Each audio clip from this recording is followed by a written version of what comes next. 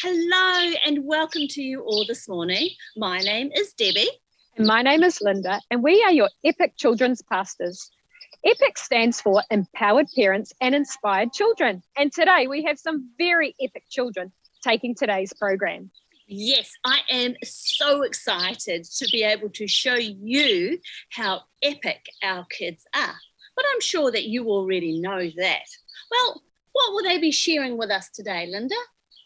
Well, today they'll be discussing friendship, how to be a good friend, and we will look at the story of David and Jonathan from the Bible, and we will learn about what their friendship looked like and what we can learn from that. Fantastic. And that is not all. We have some fun chats happening, we have some crafts, and we have a special song too, all from our very own Papster Epic Kids. I can't wait. Speaking about waiting, that's all from us. Let's start the program. Oh, wait, Linda, before we go, I've got an idea. Shall we dance our way out? Sure, Debbie. Away you go. I'll just walk.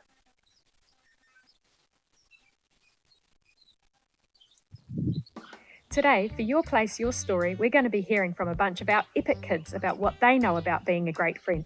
Let's hear what they have to say.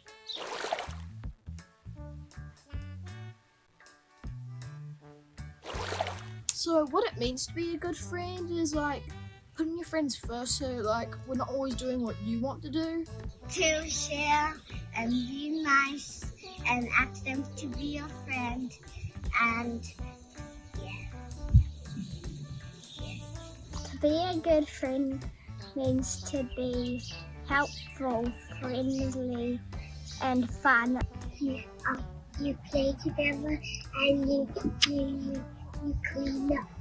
Being a good friend means looking after each other and taking care of each other when they don't feel good or when they're hurt. Like doing push-ups.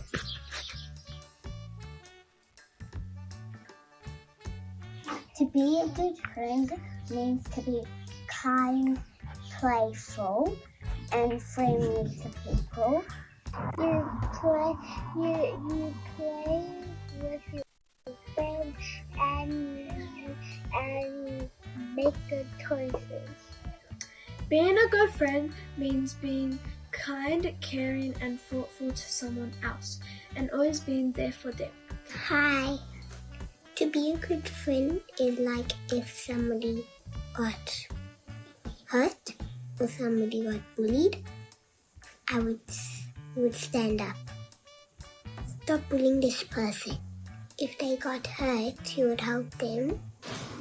Bye.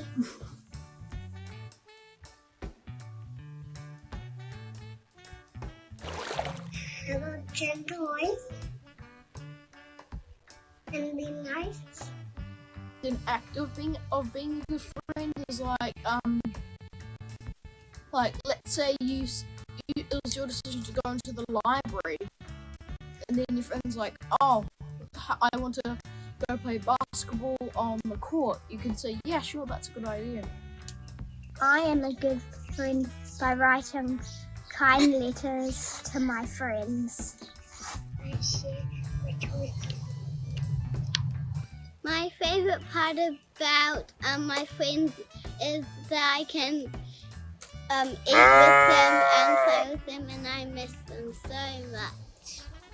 I love my friends, and I share toys with my friends, and I play with them, and we always have fun together, and we play at the park and stuff like that. And then when the bell rings, we race down, and then we have to do cool activities, and we are always joyful with each other. I share my food, I share my toys, I give kisses. And my favorite thing is being very, very, very fun.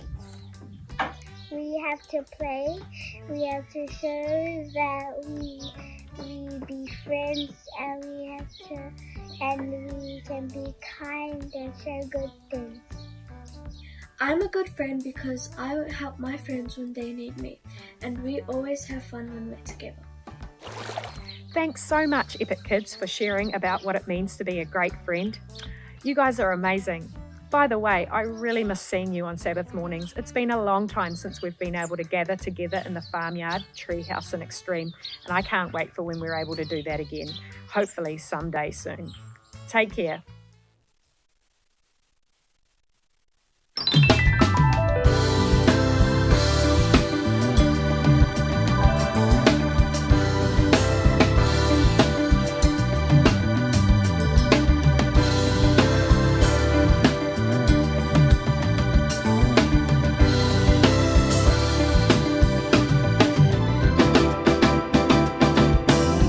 Every praise is to our God.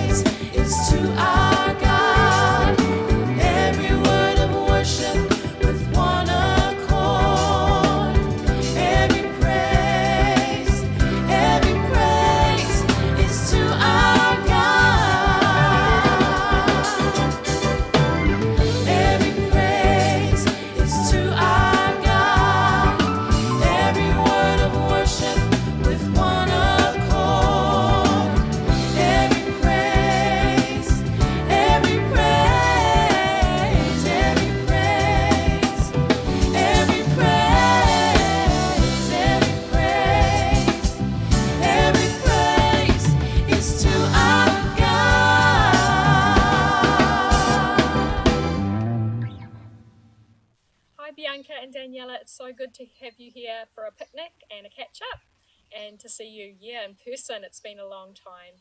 I just want to ask you a few questions today. And the first question is, just want to know about your serving in Papster and what you've been up to. So would you like to just tell us about what area at Papster you've been serving in EPIC, and how long you've been serving in that role? So we have both been serving in the farmyard, and it's been for nearly a year, and we do sign-in desk and also the occasional Bible story. What have you most liked about serving in the farmyard? For me, I think I really just enjoy connecting with the kids and seeing them grow, and that's through doing the different Bible stories and also just the different activities and playing with them. Yeah, I think I'm similar, just like getting to know the different kids and just seeing them get excited to learn about God. And what is something new or interesting that you've learned while being a part of the farmyard team? For me, I've learned how to do an effective Bible story. As the kids are under 5 years old, it can be quite hard to keep them entertained and listening, but I think, I've learned how to do that in a way that they really enjoy it and can participate in it. I think for me, it's just knowing that it's like a safe environment for kids to learn about God, and they can use that knowledge for when they grow older. Why do you choose to serve in this ministry area? So I really enjoy working with kids, and so that's why I've decided to serve in this ministry, and I really like getting to know the different kids at Papster and knowing them by name. So I grew up at Papster, and I was involved in the kids ministry since I was born, and I remember really enjoying it, so I wanted to give back and to make it exciting for them with the rest of the team. And finally, what words of encouragement do you have to someone who might be thinking about serving in EPIC this coming year? I think this is a great ministry to be a part of, seeing the kids grow, and so I think if it's something that's been on your mind, of something you'd like to do and you've been asked to do it, I really encourage you to do it. You learn so much and you don't need any experience to do it. I think, just do it, because I had no experience like working with kids, and I've learned so much just through being with EPIC. So it's really great and heaps of fun. Thanks, Bianca and Daniela, for coming and hanging out with me today and sharing more about why EPIC has been such a fun ministry area for you to serve in. Thanks for your time. I know you ladies are busy doing your business and global studies degree. So thanks for all you do in our farmyard and with our kiddos. Thanks so much. Happy Sabbath, everyone. For today's craft, we're making a bow and arrow. The things you need are scissors, popsicle sticks, some dental floss, some cotton tips, and a jar or a cup of water. And make sure that you have a parent to supervise you and to help you. Now you're going to cut 4 small notches in the popsicle stick.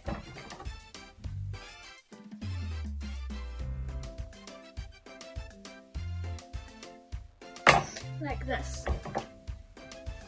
Now you're going to soak it in the water for an hour or more. Now, after it has soaked for a bit, you're going to take it out and get some floss. And you might want to get a pretty long one. Like that long.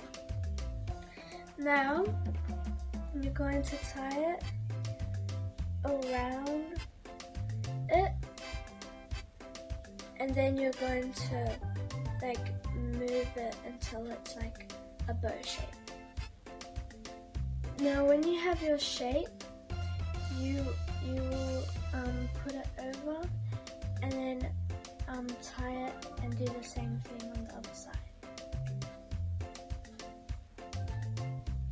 Now once you're finished tying it, you're going to do a little knot like that. And now when you finish that, you're going to grab about 5 cotton tips, and then you're going to cut the end of it.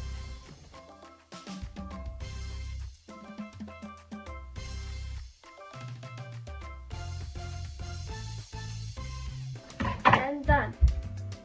Once it is dry, you can use a fine point pen to decorate your bow with your name or other small drawings. You could even make a special pouch with a few spare arrows. And what I did, I just drew my name and drew some stars and some hearts. And it does take a bit of time to practice, but they can shoot surprisingly far. Remember, no shooting at people or pets. Now I'm going to demonstrate how far it can go. So you put the thing onto the string, and then you pull it back and you shoot. And it goes all the way down there. It does shoot pretty far. Oh.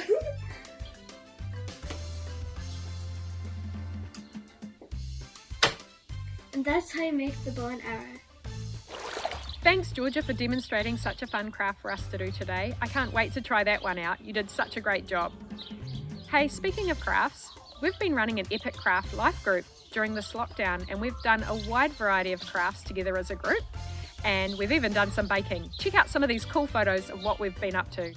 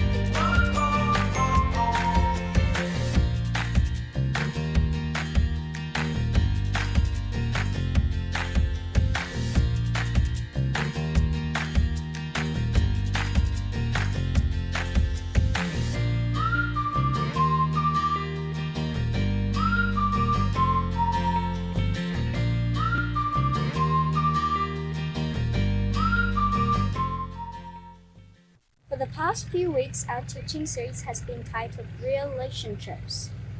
Today, our Epic Kids will be discussing relationships in regard to friends and friendships. There is a story from the Bible that gives us good guidance on friendships and how to be a good friend. And we are going to share how that relates to us and our modern world. Hi, my name is Aiden, and I'll be introducing our talk for today. The Bible is filled with heaps of good stuff that helps us lead a life that God wants for us, which simply is to be disciples for Him and to love one another. We will be looking at the story of David and Jonathan, which starts in the 1 Samuel 18. Our speakers will make 4 points about friendships, which are: first, great friendships require great commitment. 2, great friendships involve great risk. 3, great friendships include God. 4, great friendships reflect great love. But before we speak in more detail about these points, I have just had breaking news that there is a live conference in here today now.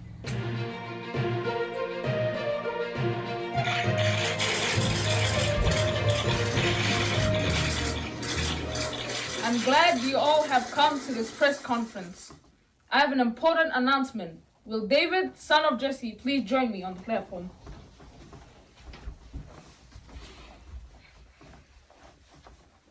I am happy to announce that I am proclaiming undying loyalty and honor and affection to my best, David. Jonathan, I don't deserve this. I knew you'd say that. You're so humble, and one of the things I like about you. Without further ado, as Prince of Israel, I formally declare a covenant with you.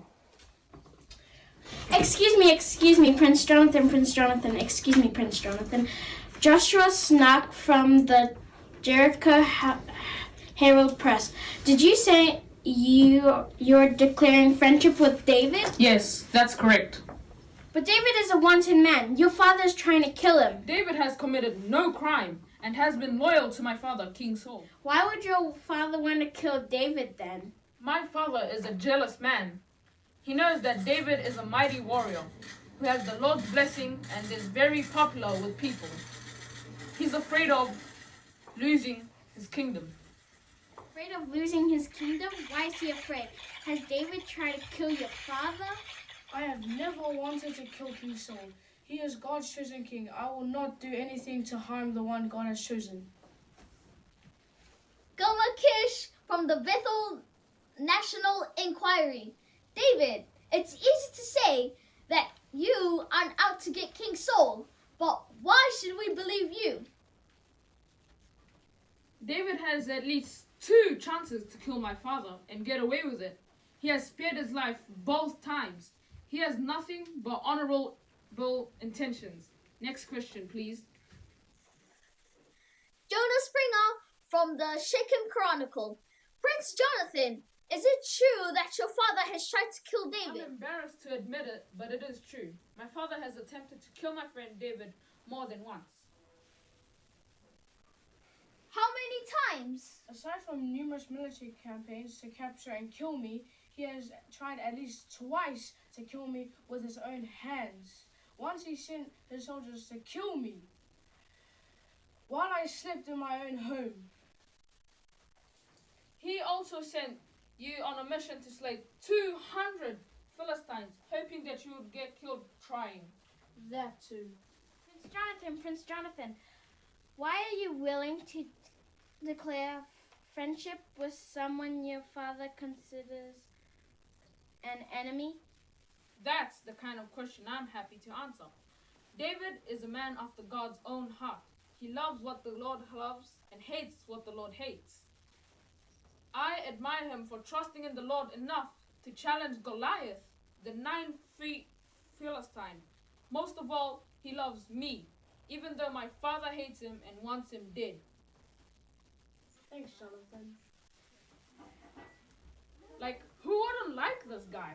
Not only is he a brave warrior, a skilled musician, and a poet, but he's also a loyal friend. David, why do you want to be such good friends with the prince? How can we know that you are not secretly trying to steal the throne? God forbid that I should ever do such a thing.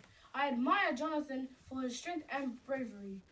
Once he single-handedly brought about a victory against the Philistines, trusting in God to lead and protect them. I hope he does become king. He'd be a great king. Prince Jonathan, are we aware that before he died, the prophet Samuel anointed David as king over Israel? Yes, I am aware of that. Your Highness, do you really expect us to believe that you called this press conference and invited David, an enemy of King Saul and a rival for the throne of Israel, for any reason than to lure him here so that your father can finally capture and kill him? No, never! I can't believe you crazy reporters. Do you care about the truth, or are you just trying to stir up trouble? Don't worry, Jonathan. I trust you. I know you have defended me to your father, even though he was furious with you for doing it. I, Prince Jonathan, swear before the Lord to my friend David that there will be peace and love between my family and yours, for my children and my grandchildren. I too pledge that as the Lord lives, there will be peace and love from my family to yours forever. In token of my friendship, I give you my royal robe,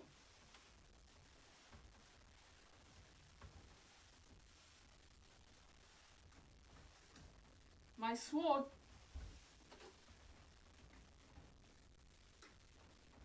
and shield.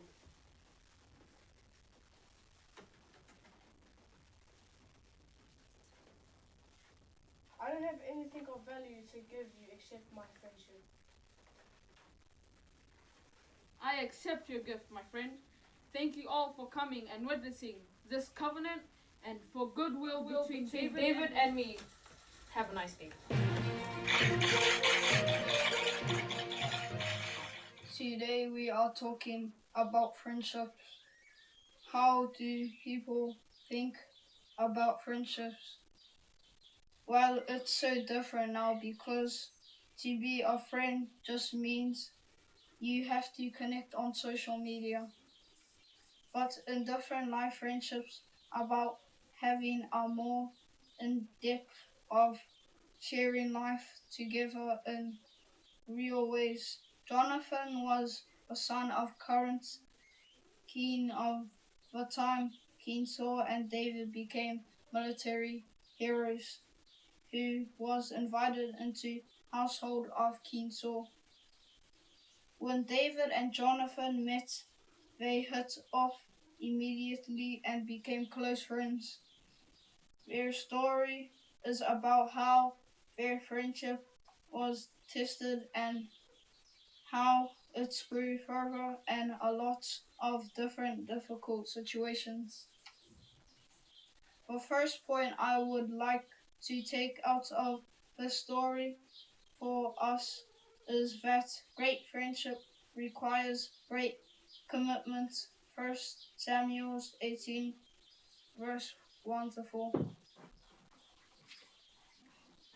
After David had finished talking with Saul, Jonathan then became one in spirit with David, and he loved him as himself. From the day Saul kept David with him and did not let him return home to his family, and Jonathan made a covenant with David. Because he loved him as himself, Jonathan took off the robe he was wearing and gave it to David along with his tunic and even his sword, his bow and his belt. And David and Jonathan's story was started off with an immediate bond, but in their relationship they actually pledged their friendship to each other. But they did this in culture to say, you know where you stand.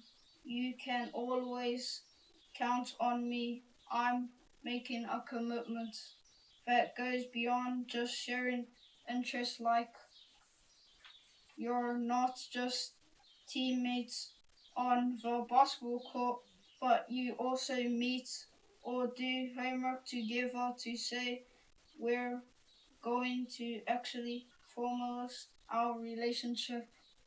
In today's world is really a bit weird saying to each other that I'm going to be loyal to you and you're going to be loyal to me. Well, that doesn't really happen and would probably scare someone off a bit, but what that actually looks like now is that we live it out. When your relationship grows, there will come a time or situation where you will have to think, am I going to continue with this or do I call it quits now? When you continue to be a faithful and loyal, to be a friend, the relationship grows and you form a deeper understanding of each other. Our second point I want to cover is great friendship involves great risk. 1 Samuel 20, verse 8. As for show kindness to your servant, for you have brought him into a covenant with you before the Lord. If I am guilty, then kill me yourself. Why hand me over to your father? Saul became jealous of David and he went crazy and decided to try kill David. That put Jonathan in a terrible position between David and his father. David had to flee to be safe from King Saul. Jonathan had to take a risk and he provided David with top security information about what was really going on Jonathan risked his relationship with his own father and even his own to keep going on. The commitment he made with David to be a friend. What does that mean for us? Well, risks means that you are willing to step in and take some of the worries or help carry the heavy load. I'm not meaning a load of rocks. I mean being an emotional support to your person. It may mean some emotional support where you come together, have a good cry or chat about a problem, or it may mean you help them do a job that is needing to be done. But both of you are not good at the risk is where you step out of your own comfort zone to help your friends. The third point in today's lesson is great friendships include God. 1 Samuel 23 verses 15 to 18. David and Jonathan hadn't seen each other for a while, and when they came together, they actually renewed their friendship and committed before God. For them, in their relationship, God was a big part of their friendship and a common denominator, where they encouraged and reminded each other to keep trusting God. In a Christian friend relationship, over time, we don't want to keep our friendship level at just sporting interests or movies we both like. We can encourage each other with God's word and grow knowledge about Him. It doesn't mean we can only have Christian friends, certainly not. There is so much good we can learn from God and our friends who don't yet know Jesus. What it means is that these other points we are discussing are all good things to grow a healthy relationship. Knowing and loving God as we do, this brings another tool into our toolbox we can use to grow our spiritual knowledge of being a good friend. Last point I'll share with you. Great friendships reflect great love. 2 Samuel 1 verse 25 to 26. When David found out that Jonathan was eventually killed in battle, David expressed deep, deep loss. He cried and grieved the death of his friend. He loved him and felt this loss greatly. It reads in the Bible that he loved Jonathan.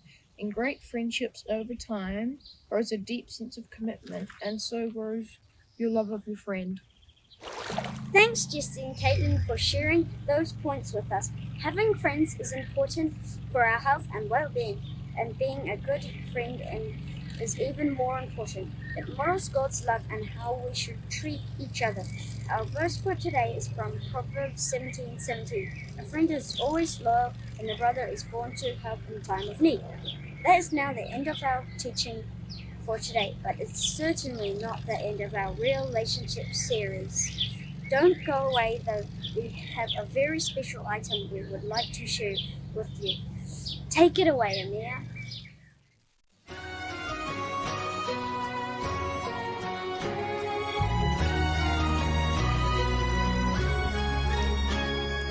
Sometimes you think you'll be fine by yourself, 'cause a dream is a wish that you make all alone.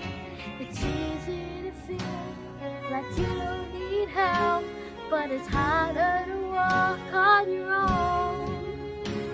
You'll change inside when you realize the world comes to life, everything's right from beginning to end. When you have a friend by your side to help you to find the beauty you are when you open your heart and believe in the gift of a friend, the gift of a friend. Someone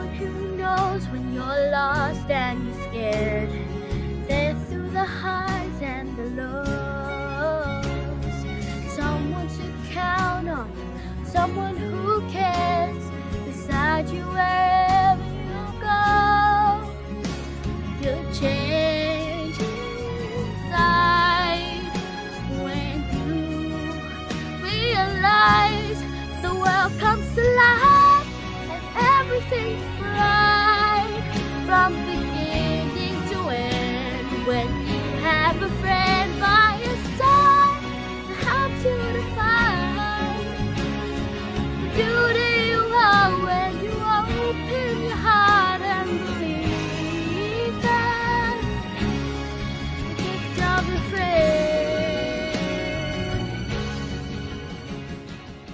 Hi, Papsa family. May we close off in prayer. Our Heavenly Father, thank you for this beautiful day. Thank you for the friends that you have blessed us with. Please help us to be loyal friends to each other, and please help us to get along. Please help us to reflect your love on our other friends and other people. In Jesus' name, amen. Thank you for watching Epic Service. Bye.